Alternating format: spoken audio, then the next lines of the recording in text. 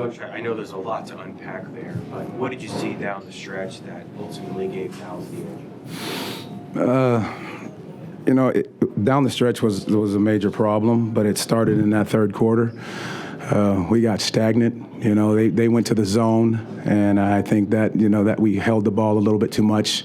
They got on the break. We're able to go on a nice long run. Obviously only 12 points in that quarter with them getting 35. So just being able to manipulate the zone and continue to move the basketball, share it, and you got to make shots within that zone. I know you came up short, but did you like your team's resilience enough here down the stretch to give yourself a chance at the buzzer? I mean, if you'd have told me last night coming in and getting in late on a back-to-back, bodies down against, one of the better teams in the West, you take that with the effort and the energy that they put out.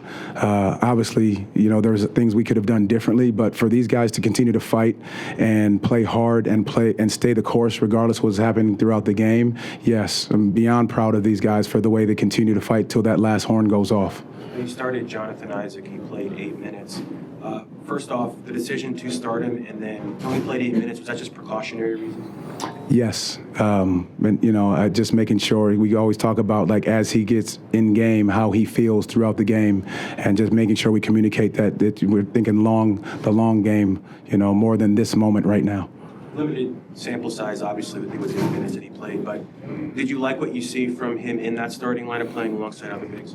Well, we're going to have to, we're going to continue to change it up in certain ways at certain times, as based on how guys are in and out of lineups, and like we've seen throughout this year. So we just, again, the great part about this group is that depending on the lineup or whatever lineup we put out there, guys are finding a way to have chemistry together and play for one another. Playing in his hometown, Anthony Black had one of his better performances. What did you see out of him tonight? I thought Anthony was great.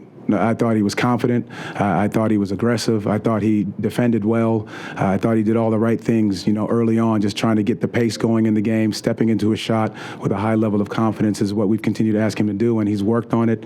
And that's credit to him, credit to the coaches for the work that they continue to put in. Played in so many close games that's come down to the wire on the road, this being the latest one. Could this help you down the road, maybe in playoff situations, playing in so many tight games? I think these are always growing experiences. I think you make sure that you focus on the things that you can control.